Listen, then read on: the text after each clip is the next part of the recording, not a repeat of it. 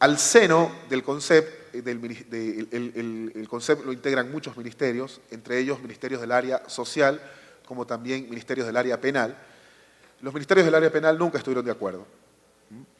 Así que hubo que salir con una medida política, entiendo, de los ministerios del área social para sacar estos umbrales que puedan servir como marco referencial a los jueces y determinar, en otras palabras, los parámetros que por qué tipo de sustancia y por qué cantidad a una persona le corresponde recibir una pena o de tráfico a mínima escala, mediana, alta o gran escala.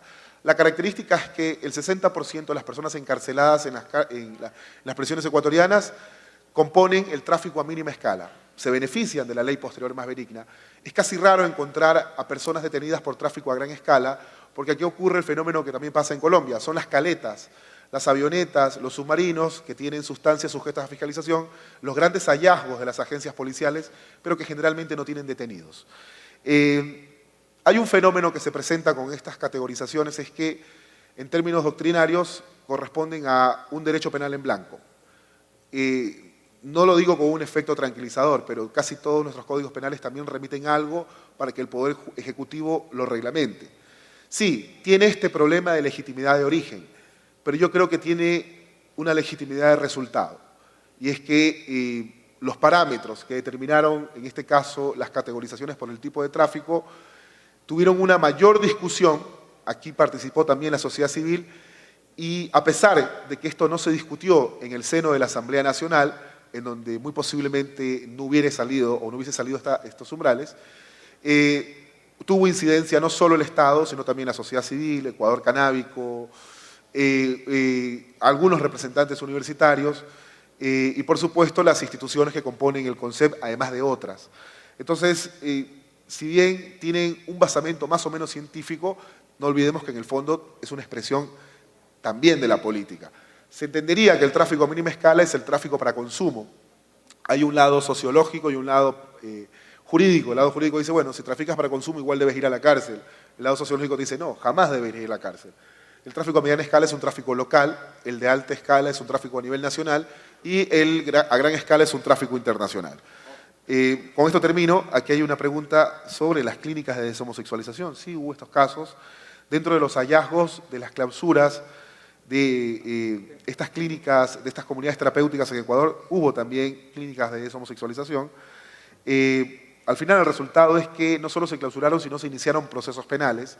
Lo delicado, y todavía no hay resultados de esto, de estos procesos penales es que también están imputados los familiares.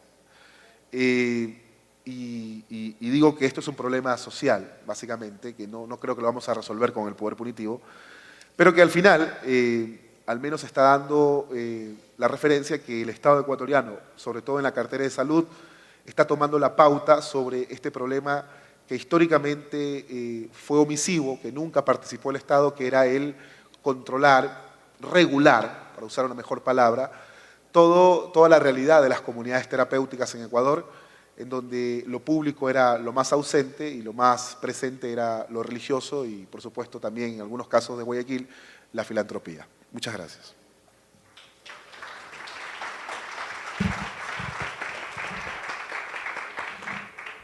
Bueno, yo tengo una pregunta y un comentario.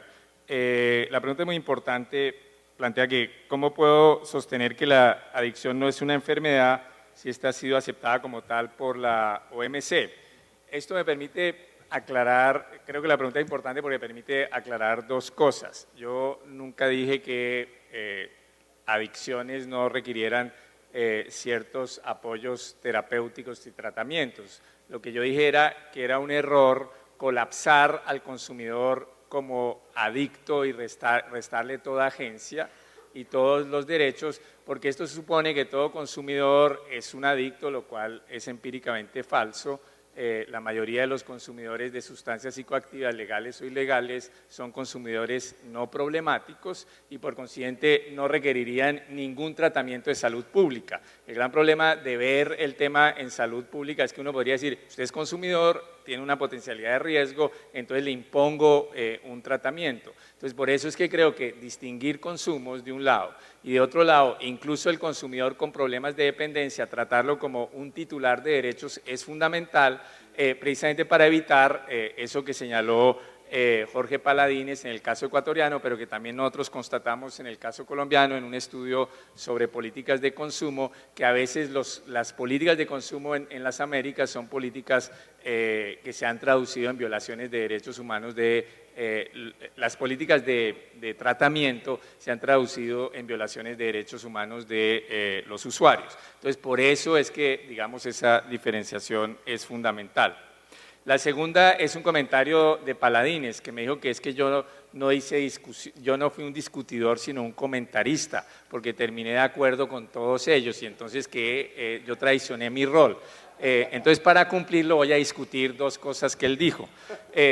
La primera, el tema de los umbrales. Yo estoy muy de acuerdo que es mejor una ley que incorpore umbrales, también incluso umbrales para consumo, siempre y cuando se evite un error en muchas políticas en la región, que cuando hay una dosis para el consumo, se supone que quien superó el consumo casi que los jueces lo presumen narcotraficante. Entonces, por eso es tan importante, pero vuelvo a estar de acuerdo, el tema que él dijo, que superada la dosis, entonces el Estado tiene la carga de la prueba de probar que la persona no es usuario, sino traficante, y si no, no podría penalizarlo, aunque supere la dosis. Creo que ese es un tema fundamental porque en Colombia hay muchas personas detenidas, en Colombia está despenalizado el consumo por decisión de la Corte Constitucional y está despenalizado el porte para consumo, pero hay muchas personas privadas de la libertad porque, por ejemplo, superaron la dosis legal de consumo, que es, por ejemplo, 10 gramos de marihuana, y entonces se aprovisionaron con 20, 25 gramos de marihuana y los jueces ya supusieron que el hecho de que lo capturaran con 25 gramos de marihuana hacía de él un traficante y esas personas están privadas de la libertad. Eso era simplemente para cumplir con el deber de hacer algo de discusión. Muchas gracias.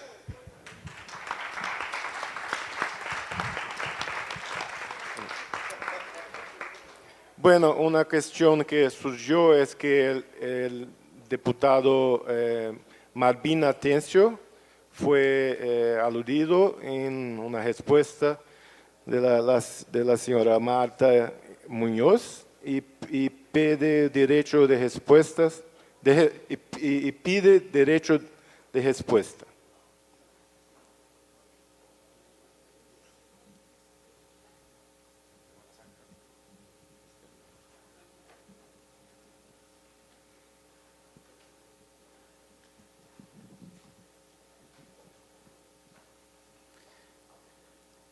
Muy buenas tardes a todos y a todas. Felicitar al panel por la exposición del día de hoy. El asunto es que en la pregunta que realizó la licenciada Muñoz no la hice yo, no correspondió a mi persona. Supongo que se refería al asunto que tenemos en discusión en la plena sobre los dispositivos electrónicos, en la cual como diputado estoy completamente de acuerdo con los dispositivos electrónicos. Lo que pasa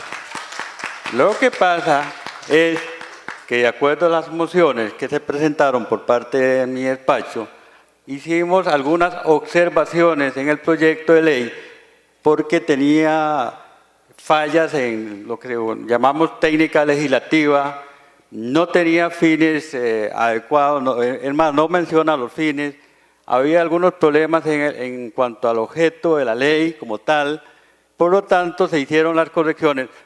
Previa observación, que es lo que muchas veces no se dice, en asuntos políticos a veces se juega así, se trata de decir las cosas malas pero no las cosas buenas. Previa observación de que si las mociones no se acogían, de todos modos, por el interés, por el impacto, por el hacinamiento en las cárceles y todo lo que conocemos, aún con esas observaciones, si se rechazaban, se aprobaba tal y como estaba el proyecto de ley, sin los fines, sin el objeto y algunas otras características que habían ahí. Eso quiere decir que este diputado, Marvin Atencio Delgado, y con las reuniones que hemos realizado algunas veces con algunos de los de Defensa Pública, estamos completamente de acuerdo en los dispositivos electrónicos que viene a mejorar los hacinamientos precisamente que existen en las cárceles de Costa Rica. Muchas gracias. Gracias.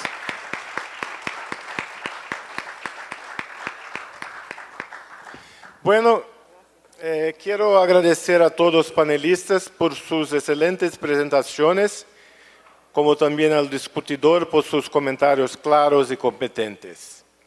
Ahora, al intervalo, al almuerzo, hasta las 14 horas, no se olviden, 14 horas, cuando empieza el panel con vista